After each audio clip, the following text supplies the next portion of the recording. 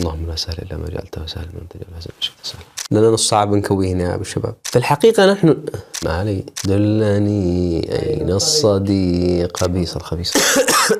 المايك تمام ولا ارفعها وطي؟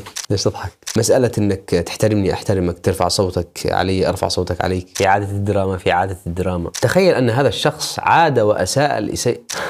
لا اله الا الله. ومحمد اقبال ماذا يقول؟ لم تنس افريقيا ولا صحراؤها، سجداتنا والارض تقذف نار. كنا جبالا في الجبال وربما سرنا على موج البحار بحارا.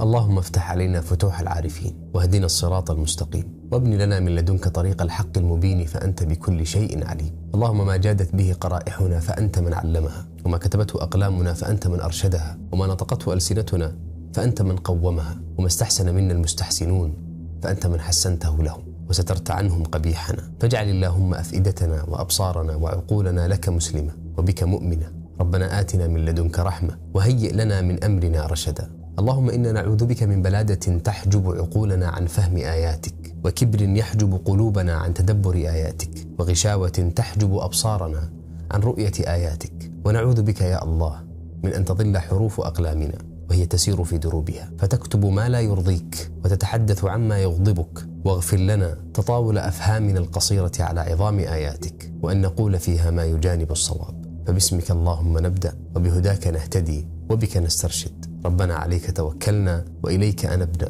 وإليك المصير. بسم الله.